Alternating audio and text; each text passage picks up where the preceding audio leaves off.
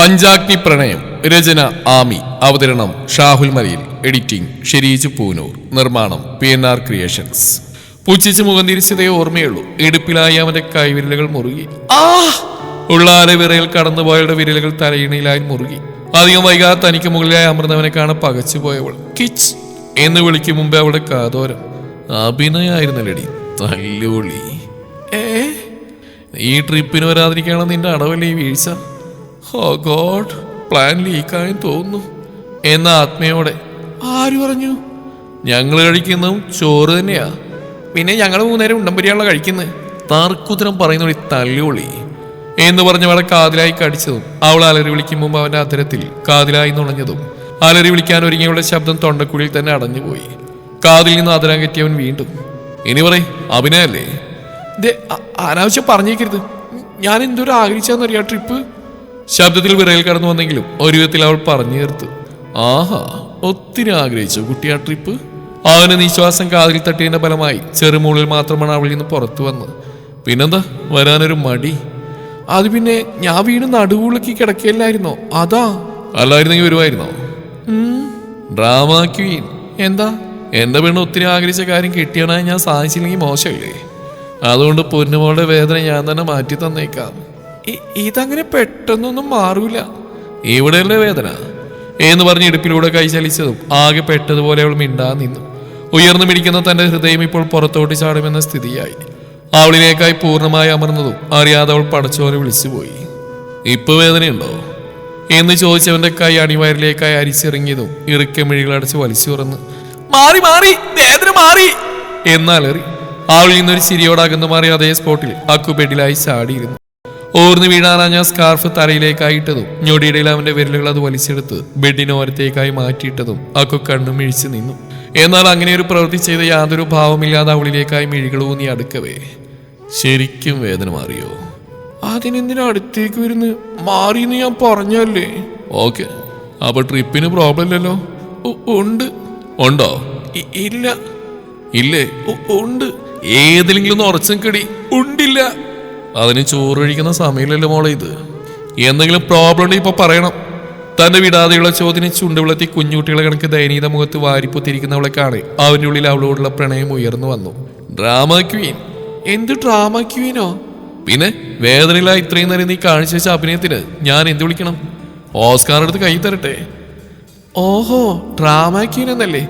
എന്നാലേ ഈ drama queen എന്താ കാണിക്കുന്നത് നമ്മളിപ്പോ കാണിച്ചു തരാം എന്ന് സ്വയം പറഞ്ഞവൾ പൊടുന്നനെ ബെഡിലായിരുന്ന കിച്ചുവിന് മടിലായി കയറിയിരുന്നു. അപ്രതീക്ഷിതമായ അവളുടെ പ്രവൃത്തിയിൽ അലൻ പുറകിലെ ഹെഡ് ഡ്രസ്സിലേക്ക് ചേർന്നു പോയി. അക്കു എന്ന ഒരു വിളി കേൾക്കാതെ അവൾ അവന്റെ കണ്ണിലേക്ക് മിഴികൾ ചിമ്മാതെ നോക്കി.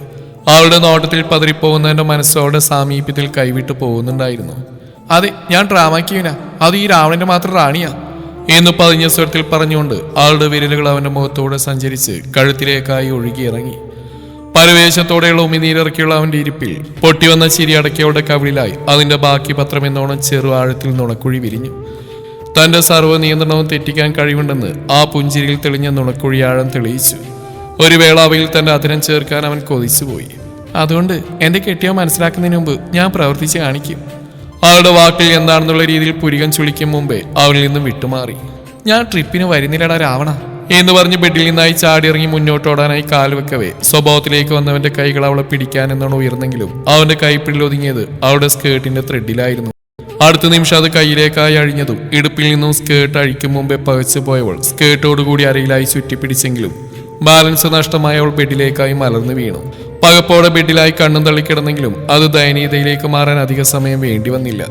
അവളുടെ അപ്പോഴത്തെ അവസ്ഥ മനസ്സിൽ വന്ന നിമിഷം ചെകുത്താനും കടലിൽ നിന്ന് നടുക്കുവിട്ട കണക്ക് അവിടെ കിടന്നു. അവൾക്കരികിലേക്കായി അവൻ ചേർന്ന് വന്നു. ബെഡിന് ഓട്ട് തുളച്ച് അതിലൂടെ പോകുമെന്ന കണക്ക് അവൾ ബെഡിലേക്ക് പറ്റിച്ചേർന്ന് കിടന്നു. ഓടുന്നില്ലേ?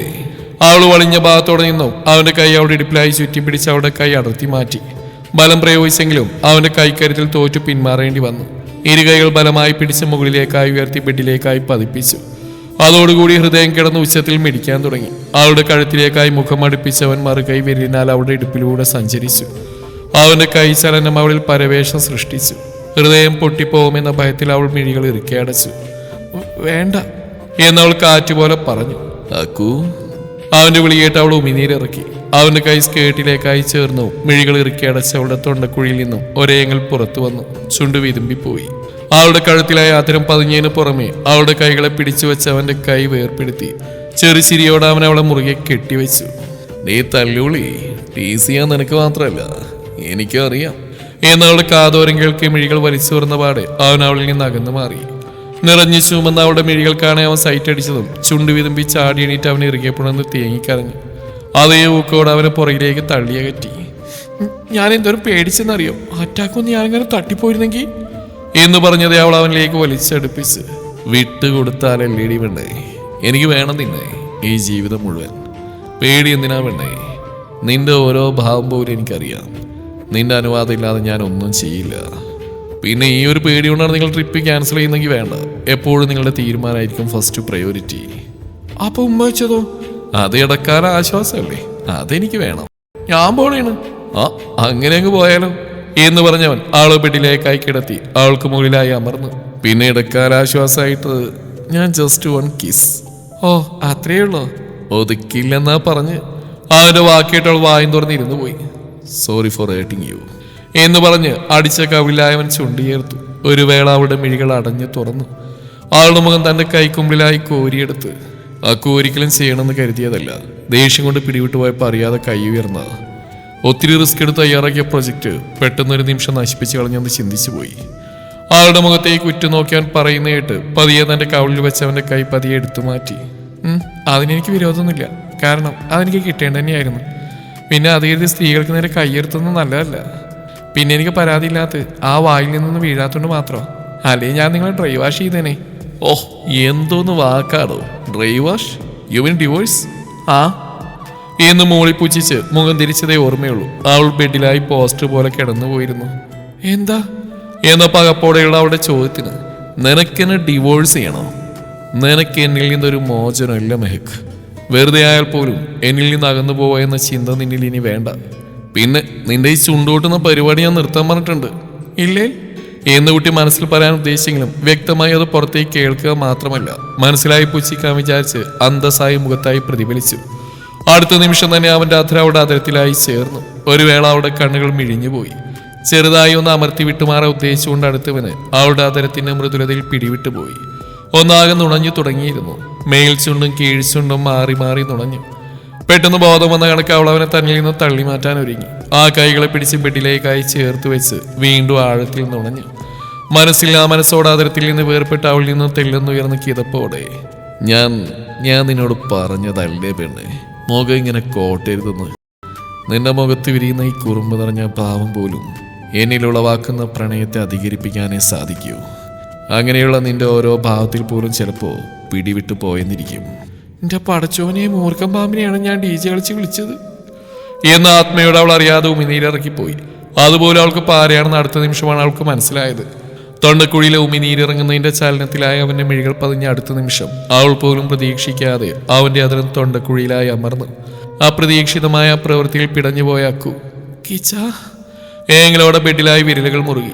തൊണ്ടക്കുഴിയിൽ നിന്ന് ഉയർന്ന അവളുടെ ശബ്ദത്തിൽ തന്റെ സർവ്വ നിയന്ത്രണവും പാടെ നഷ്ടമായ കണക്ക് അവന്റെ അതിരം കൂടുതൽ ആഴത്തിൽ അവിടെ ഇടതടവില്ലാതെ പതിഞ്ഞു. അതിരത്തിന്റെ സഞ്ചാരപാത കഴുത്തിലൂടെ നീളം ഒഴുകി നടന്നു. അവന്റെ സ്പർശനത്തിൽ പിടഞ്ഞു പൊങ്ങി ഫലം നഷ്ടമായ കണക്ക് അവൾ തളർന്നുപോയി. അവളുടെ ഇടുപ്പിലായി പിടിമുറുക്കി കഴുത്തിലായി കടിച്ചെടുത്തും അവൾ പോലും അറിയാതെ അവന്റെ മുടിയിലായി കൊരുത്തു വലിച്ചു. അവളുടെ മാറിലേക്കായി മുഖം ചേർക്കവേ ഇനി ഈ അവസ്ഥയിൽ നിന്നാൽ കാര്യങ്ങൾ കൈവിട്ടു പോയെന്ന് മനസ്സിലാക്കി പെട്ടെന്ന് അവളിൽ നിന്ന് അകന്നു മാറി ബെഡിലേക്കായി മലർന്നു. കിതപ്പോടെ അവൾ ബെഡിലായി കമിഴ്ന്നു കിടന്ന് ഉയർന്നു മിടിക്കുന്ന ഹൃദയതാളം അടക്കാൻ ശ്രമിച്ചുകൊണ്ടിരുന്നു. അറ്റാക്കൊന്ന് ഞാനിപ്പോ തട്ടിപ്പോയണല്ലോ, ഞാൻ ട്രിപ്പിനില്ല എന്ന ആത്മയടിക്കെ വേണം അവളുടെ കാതിലായി പതിഞ്ഞ സ്വരത്തിൽ. കൂടുതൽ ചിന്തിക്കാതെ get ready for tomorrow's trip, okay? കണ്ണു തള്ളി ചാടിയണീറ്റ് അവൾ നോക്കി പുഞ്ചിരിയോടെ കിടക്കുന്നവനെ കാണാൻ അവൾ വിക്കലോടെ എന്താ പറഞ്ഞേ? നാളത്തെ ട്രിപ്പിന് റെഡി ആവാൻ. ട്രിപ്പോ? നാളെയോ? Of course. 2 ആഴ്ച എന്ന് പറഞ്ഞിട്ട് അവളുടെ കയ്യിൽ പിടിച്ച് വലിച്ചടുപ്പിച്ച് തന്നെ നെഞ്ചോട് ചേർത്ത് പിടിച്ചു. പ്ലാൻ അങ്ങ് ചേഞ്ച് ചെയ്തു. ഇനി ഒരടവും കൊണ്ടുവരരുതല്ലോ എന്ന് പറഞ്ഞുകൾക്ക് തറഞ്ഞെന്ന് പോയ കണക്ക്. അവളുമാര് വല്ലോ അറിഞ്ഞോ ആവോ? എടിയേ, വി ആർ ട്രാപ്ഡ് എന്ന് സ്വയം പറഞ്ഞവൾ വിരലും കടിച്ച് കിളി പറത്തി അവനെ നെഞ്ചോട് ചേർന്ന് കിടന്നു. നേരം പുലർച്ചെ തന്നെ പെൺപടകൾ അടുക്കളയിൽ ഹാജരായി. സീതാമ്മയും യശോദാമ്മയും അവർക്കൊപ്പം അടുക്കളയിൽ ഉണ്ടായിരുന്നതുകൊണ്ട് തന്നെ അവർ 5 പേർക്കും പരസ്പരം അവരുടെ പ്ലാനിങ്ങിനെ കുറിച്ച് സംസാരിക്കാൻ സാധിച്ചില്ല. 2 അമ്മമാർക്കും കുടിക്കാൻ ചായ നൽകി അവിടെയുള്ള ചെയറിലായിരുത്തി അവർ കഴിക്കാനുള്ള തയ്യാറാക്കാനുള്ള തിരക്കിലേക്ക് കടന്നു. പുട്ടും കടലക്കറിയും തയ്യാറാക്കി. കൂട്ടത്തിൽ പപ്പടവും ഒരു പ്ലേറ്റിൽ ചെറുപഴവും എടുത്തു. ശിവ പാലൊഴിച്ച് കോഫി ഉണ്ടാക്കി. അവരുടെ പണികൾ തകൃതിയായി മുന്നേറുന്നതിനിടയിൽ 2 അമ്മമാരും ഓരോരോ കാര്യങ്ങൾ സംസാരിച്ചുകൊണ്ട് അവിടെ തന്നെ ഇരുന്നു. ഭക്ഷണം തയ്യാറായതും ലീ അവരെ കഴിക്കാമെന്നോളാം പറയാനായി പോവാനൊരുങ്ങവേ അവളെ തടഞ്ഞുകൊണ്ട് യശോദാമ്മയും സീതാമ്മയും അവർ വിളിച്ചോളാം എന്ന് പറഞ്ഞ് മുകളിലേക്ക് പോയി. അമ്മമാർ 2 അടുക്കള വിട്ടതും അഞ്ജുൻ ശ്വാസം വലിച്ചു വിട്ടു. എടി, നമുക്ക് ഈ ട്രിപ്പ് ക്യാൻസൽ ചെയ്യാൻ ഒരു വിധത്തിൽ നടക്കുമെന്ന് തോന്നുന്നില്ല. ഏത് വിധനെ എന്നെ കൊണ്ട് പോകുന്നുള്ള തീരുമാനത്തിലാണ് നസ്രാണി. ശിവ പറഞ്ഞു. ശ്രീ, അതുപോലെ തന്നെ ഇവിടത്തെയും കാര്യം ഒരു നടക്കം അടുക്കുന്നില്ല. എന്നാ പിന്നെ പ്രത്യേകിച്ച് പറയേണ്ട ആവശ്യമില്ല. ഹരിയും അങ്ങനെയാവും എന്ന് ഈശു ധൈര്യമായി പറഞ്ഞു ലീയു. ഓരോ അമ്മ പെറ്റ അളിയന്മാരെ പോലെയാണ് അവർ 5. അതുകൊണ്ട് ഒരാൾ എന്ത് തീരുമാനമെടുത്തോ ബാക്കിയുള്ളവർ അത് തന്നെയായിരിക്കും. നമ്മൾ പെട്ടുപോയെന്നർത്ഥം എന്ന് ലീ പറഞ്ഞു. അവിടെയുള്ള ചെയറിലായിരുന്നു. ഇനി എന്ത് ചെയ്യും? അവർ 2 കൽപ്പിച്ചാം. ഇതിന് രക്ഷപ്പെടാൻ എന്തെങ്കിലും മാർഗമുണ്ടോ എന്ന് ഈശുവിന്റെ ചോദ്യത്തിന് ശിവ. ഇനി ഒരൊറ്റ വഴിയേ ഉള്ളൂ. യശോദാമയും സീതാമയും പോകുമ്പോൾ അവരോടൊപ്പം ഏത് വിധനെയും നമ്മൾ മുങ്ങാൻ നോക്കണം. അത് നല്ലൊരു ഐഡിയ. കല്യാണം കഴിഞ്ഞിട്ട് ഇതുവരെ അവിടെ പോയി നിന്നില്ലെന്നൊരു കാരണവും പറയാം. ശ്രീ മുങ്ങാനുള്ള ലൂപ്പ് ഹോൾ കിട്ടിയ സന്തോഷത്തിൽ പറഞ്ഞു. ഇതിനിടയിൽ അവർ ചായയും ബ്രേക്ക്ഫാസ്റ്റും ഡൈനിങ് ടേബിൾ കൊണ്ടുവച്ചിരുന്നു. എന്നാൽ ഇതിലേക്കൊന്നും ശ്രദ്ധയിരിക്കാതെ ഫ്രിഡ്ജിൽ നിന്നെടുത്ത ക്യാരറ്റ് അടിച്ച് എന്തോ ആലോചിച്ച് നിൽക്കുന്ന അക്കുവിനെ കണ്ട് ശിവ. അക്കു, എന്താടി നിനക്ക് പറ്റിയത്? കുറെ നേരം ശ്രദ്ധിക്കുന്നു. വായിട്ടാൽ ചളി പറയേണ്ട സമയമായിട്ട് നിന്റെ വായം തുറന്നു പോലും ഇല്ലല്ലോ. കുട്ടി എന്തോ ആലോചിച്ചെന്ന് അവർ തെറ്റിദ്ധരിച്ചതായിരുന്നു. പക്ഷേ സത്യത്തിൽ അവർ കിളി പറത്തിയുള്ള നിൽപ്പായിരുന്നു. തങ്ങളുടെ പ്ലാൻ 8 നിലയിൽ പൊട്ടി വിവരം അറിഞ്ഞാലുള്ള അവസ്ഥ ആലോചിച്ച് അവൾ അവർക്ക് നേരെ വിളിച്ചു നിന്നു. അവളുടെ കിളി പോയ നിൽപ്പ് കണ്ട് ഈശു അക്കുവിനെ കുലുക്കി വിളിച്ചു. എന്താ നീ ഇത്രയധികം ആലോചിച്ചു കൂട്ടുന്നത്? ഞങ്ങൾ പറഞ്ഞ പ്ലാനിങ് നിനക്ക് ഇഷ്ടപ്പെട്ടില്ലേ? അത് ഞാൻ അതൊന്നും എന്ന് പറഞ്ഞ് മുഴുമിക്കും മുമ്പേ അങ്ങോട്ടായി കടന്നു വന്ന സീതാമ്മ അവരെല്ലാം വന്നിട്ടുണ്ടെന്ന് പറഞ്ഞു അവരോടൊപ്പം പെൺപിള്ളേരെ ആളിലേക്ക് നടന്നു. എല്ലാവർക്കും ഒരുമിച്ച് ഭക്ഷണം കഴിക്കാനുള്ള സ്പേസ് ഉണ്ടായിരുന്നിട്ടും അവളുമാര് പരിങ്ങിലോടെ നിന്നു. എന്തേ, മക്കൾ ഇരിക്കുന്നില്ലേ? അതോ ഒരുമിച്ച് ഭക്ഷണം കഴിക്കാനും മാത്രം നിങ്ങൾ അകൽച്ചിലാണോ? ഞങ്ങൾക്ക് മനസ്സിലാവും. പെട്ടെന്നുള്ള കല്യാണമല്ലേ. പരസ്പരം അറിയാനുള്ള സമയമൊക്കെ നിങ്ങൾക്കിടയിൽ വേണമെന്നറിയാം. അത് എത്രയും പെട്ടെന്ന് ഉണ്ടാവും എന്നറിയാം. നിങ്ങളുടെ മനസ്സിൽ ഞങ്ങൾക്ക് മനസ്സിലാവും. കാരണം നിങ്ങൾ ഞങ്ങളുടെ മക്കളാ. നിങ്ങൾ ഒരുമിച്ചൊരു ജീവിതം തുടങ്ങിക്കാണാൻ ഏറ്റവും കൂടുതൽ ആഗ്രഹിക്കുന്നത് ഞങ്ങളാ. ഞാനും എബി വിളിച്ചുകൊണ്ട് പറഞ്ഞു. എല്ലാവരുടെയും മിഴികളവനിലേക്ക് നീണ്ടു. എല്ലാവരെയും നോട്ടം കണ്ടവൻ. അവരൊരുമിക്കാൻ വേണ്ടിയല്ലേ ഞാൻ ഇത്ര റിസ്ക് എടുത്ത് നിങ്ങളെ കൊണ്ട് എന്ന് വിളിച്ചുകൊണ്ട് പറഞ്ഞ് നേരെ നോക്കി രൂക്ഷമായി തന്നെ നോക്കുന്ന 5 പേരുടെയും മുഖത്തേക്ക് കാണാം. അവരുടെ രൂക്ഷമായ നോട്ടത്തിൽ വളിഞ്ഞ ശരിയോട് അവൻ അത് പിന്നെ എന്ന് പറഞ്ഞ് വിക്കിക്കൊണ്ട് അതിൽ നിന്ന് രക്ഷപ്പെടാനെന്നോണം കുഴച്ചു വെച്ച പുട്ടെടുത്ത് വായിലേക്ക് ഇട്ടു. എന്നാൽ അവൻ പറഞ്ഞ കാര്യം മനസ്സിലാവാതെയുള്ള 2 അമ്മമാരുടെയും നോട്ടത്തിൽ ഇരിക്കാൻ ഒരുങ്ങിയന്മാർ സ്പോട്ടിൽ അവരവരുടെ പാതികളുടെ അടുത്തായി വന്നിന്ന് അവരെ ചേർത്ത് പിടിച്ചുകൊണ്ട് ഡേവി തുടങ്ങി വെച്ചു. ഞങ്ങളുടെ കാര്യത്തിൽ 2 അമ്മമാർക്ക് യാതൊരുവിധ പേടിയും വേണ്ട. ഞങ്ങളുടെ സന്തോഷകരമായ ജീവിതമാണ് നിങ്ങൾക്ക് പ്രധാനം എന്നറിയാം. അതിനെക്കുറിച്ച് ഒരു ആവലാതിയും വേണ്ട എന്ന് പറഞ്ഞിരുത്തിയ ഷാൻ. അതെ, ഞങ്ങൾ പരസ്പരം അറിയാനുള്ള ശ്രമത്തിലായിരുന്നു. ഇവരെക്കുറിച്ച് ഇനി കൂടുതലൊന്നും അറിയാനില്ല. ഇവരെന്താണ് എങ്ങനെയാണൊക്കെ ഞങ്ങൾക്കറിയാം എന്ന് ഹരി ശിവനെ നോക്കിക്കൊണ്ട് പറഞ്ഞതും കരിമോ ഞങ്ങളുടെ ഉടായ്പല്ല ഇപ്പോൾ വിളമ്പോ ദേവി എന്ന ആത്മയോട് നിന്നോ സീതാമ്മ. പാവം കുട്ടികളോ എൻ്റെ മക്കള് കുറച്ച് കുരുത്തക്കേടുണ്ടെന്നേ ഉള്ളൂ എന്ന് കേൾക്കെ കുറച്ചോ എന്ന് 5 പേരെയും മനസ്സിൽ ഉയർന്നു വന്നു. അത് മനസ്സിലാക്കിയെന്നോണം അവളുമാർ 5 പേര് അവരെ നോക്കി ഇളിച്ചു നിന്നു. അവരുടെ മനസ്സിലാണ് ആത്മ വന്നതെങ്കിലും പുട്ടുകുത്തി കയറ്റിക്കൊണ്ടിരുന്ന എബിയുടെ വായിൽ നിന്നും വാക്കുകൾ പുറത്തേക്ക് വന്നു. കുറച്ചോ? നിങ്ങളല്ലേ പറഞ്ഞു എന്തോ ചെളിവെള്ളം എന്ന് തുടങ്ങി വെച്ച് സൈഡ് ഡിഷ് പോലെ കൊണ്ടുവച്ച ചെറുപഴാക്കു സ്പോട്ടിലെടുത്ത് എബിയുടെ വായിലേക്ക് വെച്ചു. പഴം കഴിച്ചില്ലല്ലോ, കഴിച്ചോ, നല്ല ടേസ്റ്റ് ഉള്ളതാ എന്നൊരുവിധം പറഞ്ഞു. യെസ്, ഞാൻ പുട്ടിലേക്ക് കോൺസെൻട്രേഷൻ ചെയ്തപ്പോ അത് അവിടെ ഇരിക്കുന്നത് കണ്ടില്ല. ഓർമ്മിപ്പിച്ചത് നന്നായി. ഒരു 4 കൂടി എടുത്തേക്കാം എന്ന് പറഞ്ഞ് പിന്നെ ഒരു 4 പഴം കൂടെ അവൻ പ്ലേറ്റിലേക്ക് എടുത്തു വെച്ചു. അവന്റെ മൈൻഡ് ഡൈവേർട്ടായെന്ന് മനസ്സിലായതും പെൺപടകൾ ശ്വാസം വലിച്ചു വിട്ടു. അവരുടെ ആ ഭാവം ആൺപടകൾ ചിരി ഉണർത്തി. വളരെ സന്തോഷമുള്ള കാര്യമാണ്. പരസ്പരം മനസ്സിലാക്കി ജീവിക്കുന്നതിൽ ടൂർ പോകുന്നത് നല്ല കാര്യമാണ്. നിങ്ങളുടെ സന്തോഷം മാത്രമേ ഞങ്ങൾ ആഗ്രഹിക്കുന്നു. ഏതായാലും നല്ലപോലെ ഒരുമയോടെ മുന്നോട്ട് പോകാൻ ദൈവം അനുഗ്രഹിക്കട്ടെ എന്ന് യശോദാമ്മ പുഞ്ചിരിയോടെ പറഞ്ഞു. മക്കളെ, ഞങ്ങളെന്നാ ഭക്ഷണം കഴിച്ചിട്ട് ഇറങ്ങാൻ നോക്കട്ടെ. അവിടുന്ന് ഒന്നും മാറിയുന്ന ഒരു കാര്യം നേരെ ചൊവ്വേ നടക്കില്ല. ഞങ്ങളുണ്ട് എന്ന് കോറസ് മുഴങ്ങുന്ന കേട്ട് നോക്കിയപ്പോൾ അക്കൊഴിയ 4 പെൺപിള്ളേരും അതോ ആ ബിരിയാണി കിട്ടിയാലെന്ന കണക്ക് നോക്കി നിൽക്കുന്നു. എന്നാൽ ഇതൊന്നും നടക്കാൻ പോകുന്നില്ലെന്ന സത്യം ഓൾറെഡി മനസ്സിലാക്കി ആക്കു ഇഞ്ചി അടിച്ച കുരങ്ങനെ കണക്കെല്ലാം നോക്കി നിന്നു. അപ്പൊ നിങ്ങൾ ട്രിപ്പിന് പോകുന്നില്ലേ മക്കളെ? അത് 2 ആഴ്ച കഴിഞ്ഞല്ലേ, ഞങ്ങളോട് കൂടെ എന്ന് പറഞ്ഞ് ഈശോ ഹരിയുടെ ഭാഗത്തേക്ക് നോക്കിയപ്പോൾ അവനത് ആ പൂച്ചയിച്ച് മുഖം തിരിക്കുന്നു. അപ്പൊ ഇന്ന് വൈകുന്നേരം ട്രിപ്പിന് പോകുന്നതെന്ന് പറഞ്ഞിട്ട് സീതാമ്മയുടെ ചോദ്യത്തിന് ലീയും. ഇന്നോ എന്ന് ചോദിച്ചാൽ ഷാന അവളെ ചേർത്ത് പിടിച്ചുകൊണ്ട്. അത് സീതാമ്മേ, ഞങ്ങളിത് സർപ്രൈസ് ആയിട്ട് വെച്ചായിരുന്നു. 2 ആഴ്ച കഴിഞ്ഞല്ല, ഇന്ന് വൈകുന്നേരത്തെ ഫ്ലൈറ്റിനാ ഞങ്ങൾ സ്വിറ്റ്സർലൻഡിലേക്ക് പോകുന്നത് എന്ന് പറഞ്ഞ് തിരിഞ്ഞ് ലീവിനെ നോക്കി സൈറ്റ് അടിച്ചതും പെൺപിള്ളേരെ ഞെട്ടിത്തിരിഞ്ഞ് അവരുടെ പാതികളെ മിഴിച്ചു നോക്കി. അവരുടെ മുഖത്ത് വിജയിച്ചിരിക്കുകയാണ്. യെസ്, വി ആർ ട്രാപ്ഡ് എന്നവരുടെ മനസ്സുകൾ മൊഴിഞ്ഞു. പെൺപടകൾ പരസ്പരം നോക്കി. എന്നാൽ ഒരു ഞെട്ടലോ ഭാവമോ ഇല്ലാതെയുള്ള അക്കുവിന്റെ മുഖം കണ്ട് പെൺപിള്ളയുടെ പുരികം ചുളിഞ്ഞു. ഒരു പ്രാവശ്യം ഞെട്ടിയാൽ പോരെ, വീണ്ടും വീണ്ടും ഞെട്ടാൻ എനിക്കെന്താ വട്ടല്ലേ എന്നുള്ള അവളുടെ ഭാവളുമാർക്ക് പെട്ടെന്ന് തന്നെ മനസ്സിലായതും അവർ കാറ്റുപോയ ബലൂൺ കണക്ക് നിന്നു. ആ എന്നാ മക്കളിരിക്കും, ഭക്ഷണം കഴിക്കാം, ഞങ്ങൾക്ക് പെട്ടെന്ന് ഇറങ്ങേണ്ടതാ എന്ന് പറഞ്ഞ് സീതാമയും യശോദാമയും ചെയറിലേക്കായിരുന്നു. അപ്പോഴേക്ക് എബി അടുത്ത സീറ്റിനായുള്ള തയ്യാറെടുപ്പിലായിരുന്നു. പെട്ടെന്ന് ഇരുന്നോളി, ഇനി പുട്ട് കിട്ടിയില്ല, പപ്പടം കിട്ടിയില്ല, കറി കിട്ടിയില്ല എന്ന് നിന്നോട് പരാതി പറയരുത്. എനിക്ക് വിശപ്പോ മാനി ഉണ്ടായതുകൊണ്ടാണോ എന്ന് അറിയില്ല, ഭയങ്കര വിശപ്പാണെന്നേ. കഴിച്ചാൽ വീണ്ടും വീണ്ടും കഴിക്കാൻ തോന്നും. ഓ, ഞങ്ങളെ ഒന്ന് കാത്തു നിൽക്കാൻ പോലുള്ള മനസ്സ് നിനക്ക് ഉണ്ടായില്ലല്ലോ എബിമോനെ, യശോദാമ ചിരിയോടെ ചോദിച്ചേന്. My dear mummies, you know, നിങ്ങൾ തമ്മിൽ ചർച്ചയ്ക്കുന്നത് ഞാൻ എന്നെ അത്ര വായും തുറന്നിരിക്കുന്നേ. അരി ഉണങ്ങാനിട്ട് കരുതാം, അതിനിടയ്ക്ക് ഒരു ആവശ്യമില്ലാതെ കുറിഞ്ചാത്തിന് ഉണങ്ങിയിട്ട് വല്ല ആവശ്യമുണ്ടോ? അതുകൊണ്ടാ ഞാനങ്ങ് തുടങ്ങി വെച്ച് എന്ന് പറഞ്ഞ അടുത്തുള്ള പ്ലേറ്റിൽ നിന്ന് പപ്പടം എടുത്ത് കടിച്ചുകൊണ്ടാണ് വിളിച്ചു. തുടരും ഈ കഥയുടെ ബാക്കി ഭാഗം നാളെ ഇതേ സമയം.